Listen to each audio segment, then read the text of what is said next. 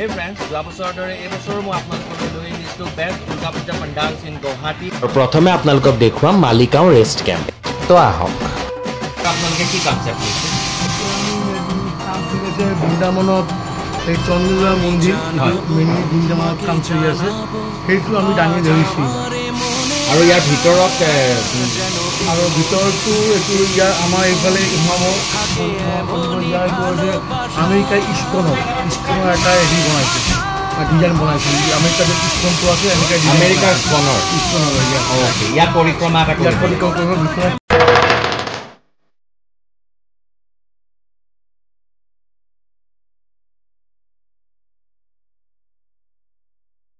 আৰু এবাৰ আপোনালোকক লৈ আহিছোঁ বিষ্ণুপুৰ বিমলানগৰ পূজা মণ্ডপত। আৰু পূজা মণ্ডপত এবাৰ তেওঁলোকে কি থিম লৈ পূজাখন আয়োজন কৰিছে আহকচোন চাওঁ।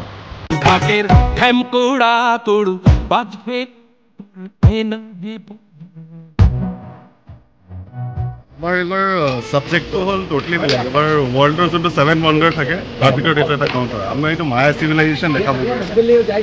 মায়া চিভিলাইজেশ্যনৰ হিষ্ট্ৰীটো বহুত ডাঙৰ হয়। আমাৰ এতিয়াৰ পৰা 5000 ইয়াৰ্ছ পুৰণা এটা চিভিলাইজেশ্যন আছিলে, যোনটো কেনেকৈ নাহি গ'ল কোনেও গম নাপায়।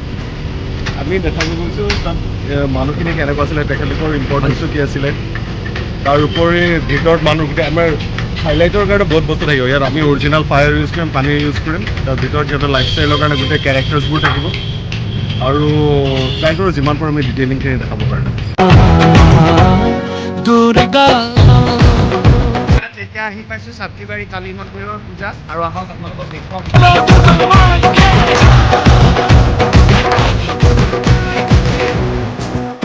আৰু যিহেতু ছাত্ৰীবাৰী কালী মন্দিৰৰ এই পূজাখনৰ থিমটো সদায় ইউনিক হয়, আৰু যোৱা বছৰ খুব ইউনিক থিম এটা লৈ আপোনালোকে কৰিছিলে, আৰু এবাৰৰ থিমটো কি লৈছে?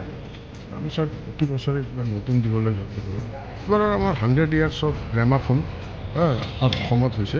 এইটো কাৰণে আমি ভাবিলোঁ যে থিম এটা কৰা যায়, যিটো মানুহ মানে বিলুপ্ত হৈ যোৱা বস্তু আমাৰ নিউ জেনেৰেশ্যন এইটো দেখাই পোৱা নাই। হয়, আমি এইবিলাক দাঙি ধৰিলোঁ, যেনেকৈ টেপ ৰেকৰ্ডাৰ নিউ জেনেৰেশ্যন গম নাপায়। তাৰপিছত আপোনাৰ এই গ্ৰামাফোন কি বস্তু গম নাপায়। ৰেডিঅ' সৰু ট্ৰেঞ্জিষ্টাৰ ৰেডিঅ' কি আছিলে, কেছেট কি আছিলে, দুটা থিম লৈছোঁ। এটা হ'ল ইণ্ডিয়ান টেলিভিশ্যন, হয়, ইণ্ডিয়ান টেলিভিশ্যন, দেৱী মূৰ্তিখন হয়, এটা আপোনাৰ আকাশবাণী আছে, আকাশবাণী দূৰদৰ্শন কেন্দ্ৰ। অ'কে, তো ইয়াত আহিলে যিখিনি বস্তু আমাৰ মাজৰ পৰা লুপ্ত হৈ গৈ আছে আৰু অলমষ্ট গৈছেই, চ' এতিয়া নিউ জেনেৰেশ্যনখিনি সেই বস্তুখিনি দাঙি ধৰি এটা আভাস দিবৰ কাৰণে তেওঁলোকে এটা কনচেপ্ট লৈছে। খুব ভাল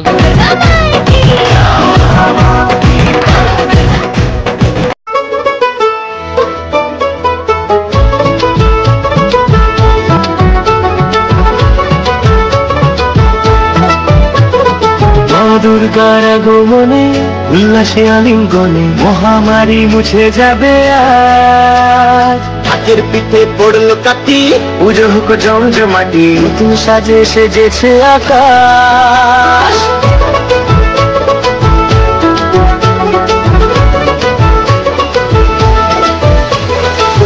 দুর্গার আগমনে উল্লাসে আলিঙ্গনে মহামারী মুছে যাবে আজ।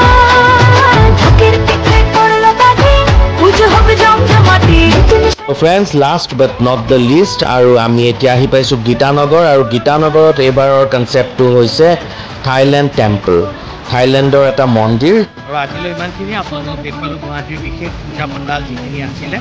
আৰু গতিকে পূজালৈ যিহেতু বেছি দিন নাই, গতিকে আপোনালোকে সকলোৱে আহিব আৰু এনজয় কৰিব। আপোনালোকে সকলোলৈকে মোৰ ফালৰ পৰা চেতন্য ব্লগছৰ ফালৰ পৰা happy Durga Puja in advance. আৰু মোৰ চেনেল চেতন্য ব্লগটো চাবলৈ নাপাহৰিব, লগত থকা বেল আইকনটো প্ৰেছ কৰি দিব, আৰু তেতিয়াহে মোৰ আহিবলগীয়া ভিডিঅ'বোৰৰ ন'টিফিকেশ্যনবোৰ আপোনালোকে পাই থাকিব।